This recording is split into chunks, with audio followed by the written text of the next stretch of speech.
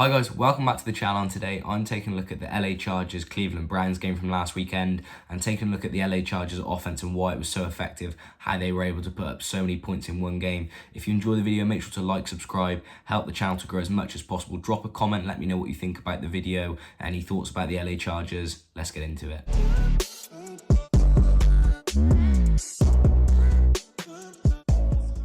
So as we know, on Sunday, the Los Angeles Chargers beat the Cleveland Browns in a very, very high-scoring game, 47-42. We're going to take a deep dive into the Chargers offense and work out why they're so effective, how they're scoring so many points, and just in general, what is it that they're doing that the defenses can't stop. So we know in this LA Chargers offense how pass-heavy they are and how many shots downfield they take. So this is the first one from Sunday. So this is from a 2x2 look, and the Browns are playing a cover 4, but this is actually really well executed scissors concept from the Chargers against Browns. So cover 4 quarters rules dictate that the safety has to carry anything vertical. So the number 2 receiver here to the field side brushes past that linebacker and carries on running vertical, which is what causes the issue because the safety bites down on that vertical route, which is in the rules of him playing his quarter zone. He's supposed to carry any vertical route from the number 2 receiver. Because he sees him running really deep, he carries his route all the way and locks eyes onto number 2. In the meantime, the number 1 receiver here runs the post over the middle, and because he's in conflict, it just opens up that whole deep middle of the field for the post. And it's a great throw from Herbert. He hits him exactly on the money, in stride. He doesn't have to wait for the ball at all, and it's a huge completion for the touchdown. But it's a really nice concept to put these two defenders in conflict. Okay, now this next play is actually really clever. So what you're going to see here is trips to the field side, but this slot wide receiver isn't going to actually run a route. He's going to help block that defensive edge, which is actually really key in the end and actually buys Justin Herbert the time to launch this ball downfield. Otherwise he might get sacked. So essentially the concept on this play again is targeting this Browns cover 4. The single receiver to the boundary is going to run an in. This number 1 receiver to the field here is going to run an out. The whole premise of this is just trying to make the defense think all the routes are going to the field side, so to get all the defense looking left. But I've got to be honest, both of these safeties play horrendously here. The safety to the boundary side, he's looking way too much at that single receiver by himself and not keeping his eyes open into the middle of the field and to the other side to see what may be coming his way. And the safety to the boundary side, he's literally got that number 2 receiver right in front of him, but allows the receiver to turn his hips so he's facing the wrong way, and then by the time that he realizes that the receiver's run a deep post, he can't get his hips round in time, and it's a massive wide open completion for the touchdown.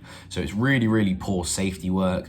But I do like the concept from the Chargers to get this little in route, to get the short out route, to make the defense all look that way, and especially using that slot receiver to block the edge. I think that was really, really clever because it, like I said, it bought Herbert that extra few seconds to unload that deep post. Another well drawn up concept to beat this Browns cover 4 that they love to stay in so much. So here the Browns are in very clear man coverage. They start off 1 high but actually roll the safeties over, so they end up playing a cover 2 man. And again, Herbert knows they've got man, and the concepts that they've got to beat it out on the field are superb. So you've got Jared Cook here. He's going to run a sort of curl route, so he's going to sit at about 10 yards, but then he's going to break inwards. And what that's going to do is obviously the defender who's in man coverage on him, he's going to follow, and that just leaves that massive gap open in the middle of the field. And it's really, really nice route running from Keenan, so he knows he's got a man opposite him as well in man coverage.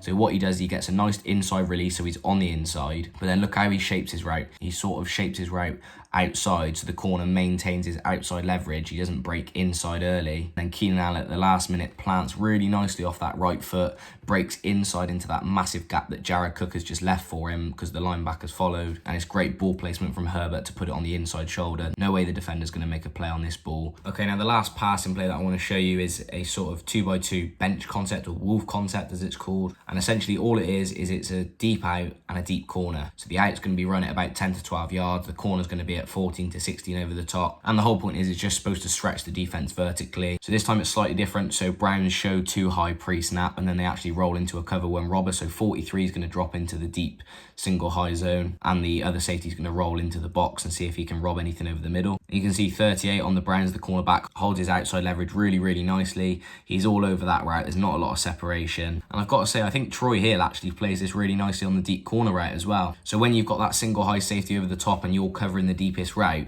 you want to just undercut it sort of thing so that the single high safety can stay over the top of the route and then you can stay under it. So it's a really hard window for a quarterback to fit the ball into. But Herbert, we know he's such a talent, and especially on the run outside the pocket, he rolls out to his right and on the run with 1 foot in the air, unloads the ball towards the sideline with the perfect finesse on it. Beautiful touch to get it over Troy Hill. And really, I think the safety should be pushing more over to the sideline here because he's got no other vertical threat to carry on the other side of the field. But that you couldn't ask for a better air ball from Herbert. This is right towards the sideline, just enough touch to get it over the cornerback, and it's a perfect throw on the run downfield. Massive play from the Chargers, but I don't think we can talk about this play without looking at the O-line. We show you this end zone angle. This was an absolute beautiful matchup to watch all day long. I think everyone in football was keen to see how this went. Myles Garrett versus Rashawn Slater. They went at it all day long. Garrett won 2 or 3 reps, sure, but Slater definitely was his match. And for a rookie left tackle, you know, the Chargers have got an absolute stud. The way that he sets his feet, the way he's not grabby with his hands, which so many rookie tackles are,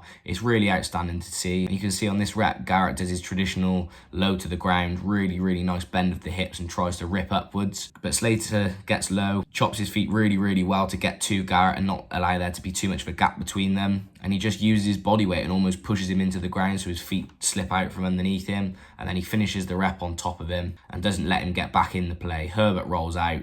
Perfect throw downfield. Great blocking from Rashawn Slater and a lovely play from Herbert. Move the chains. So obviously we know how proficient the Chargers were in the passing game, but also their rushing game really did impress me at the weekend. They were able to gain yards with Ekeler, Josh Kelly and Justin Herbert all gain yards on the ground. So, you know, that was a real addition to their game. Their passing game's been really good, but the running game sort of adds another dimension to it. So this is just a dive play, but the blocking on this is absolutely superb and allows a massive gain. So the center snaps the ball and immediately gets across to his left, which is really, really well done. Good athleticism to go over and help the left guard on that double team. Gives a little bit of push before he does really well to climb up to the linebacker and seal him out of the play. The right guard, again, does another superb job. The right guard also does a perfect job. He double teams the 3-tech defensive tackle, helps the right tackle get some really, really nice push before he moves on to number 4, the linebacker. He doesn't actually get a full block on him in the end, but, you know, he moves across to block up that A gap, which is enough to stop Anthony Walker from getting there and making the play. And then both the Titans do a really, really nice job of reaching inside and sealing off the front side of that play to make sure that the gap stays wide open for Josh Kelly to run through. And then Kelly makes a really, really nice cut, flies through where that B gap was, runs downfield, and it's a massive gain, and it just keeps the chains moving. Okay, now we've got another nice run. This is from strong left, and although it went for 6 yards, I think if the blockers would have held their blocks for, you know, half a second longer, it could have actually broken big because Ekeler would have had a much wider running lane to cut. But you can see here straight away when the ball snapped, the right tackle's going to climb up to that middle linebacker, and he does a really, really nice job of taking him out the play, which then means that the center and the right guard have got to slide to their right and take whoever's there. And they both do a really, really nice job one-on-one blocking. There's no way that either of those guys are going to have an effect on the play. So then as we look to the strong side of the play, to the left side, again, Jared Cook, the tight end, releases out to try and get up to the second level and block, which means that Slater and the left guard are left one-on-one. I feel like if Matt Filer would have just hold that block for a second longer, you can see as the play develops, 82 is going to climb up to where the Sam linebacker is.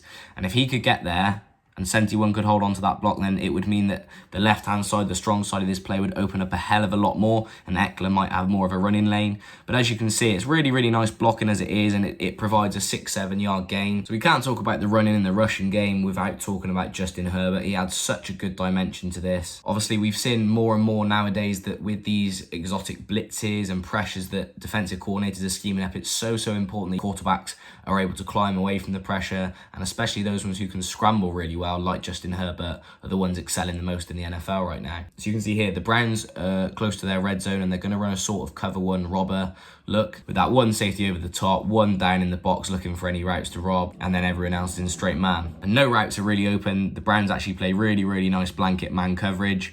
Herbert feels the pressure coming from his right-hand side and steps up into the pocket really, really nicely. And then he just thinks there's so much space in front of him, he best take off and try and claim as many of those yards as possible, even if not to score a touchdown, just to make third down even easier. And he's got a really, really nice change of direction, smooth with the hips, and runs towards the pylon, gets around the defender, in for the touchdown. And as I mentioned, when you've got a quarterback like that who can just feel pressure coming, he's got a really good internal clock, he feels that pressure coming off the right-hand side, steps up into the pocket to avoid any of that pressure, and then he can just take off like that and turn it into a touchdown when there's really nothing open for him. That is so special, and that's what makes them such a good team, when they can conjure touchdowns and massive plays like this out of nothing, really. So just to recap, this Chargers offense has been so high octane this season, and Herbert has been an absolute breath of fresh air. Phillip Rivers was great for years and years and years, But Herbert is really something different. He's the new breed of quarterback, really athletic, really mobile, and he's going to take this Chargers team to success, whether it be in 2 years' time, 3 years,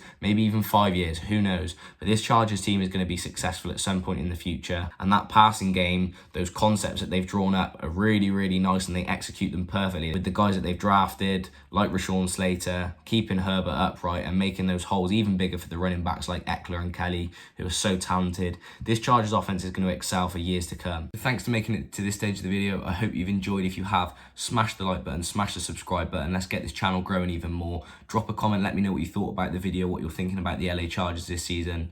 I'll see you in the next one.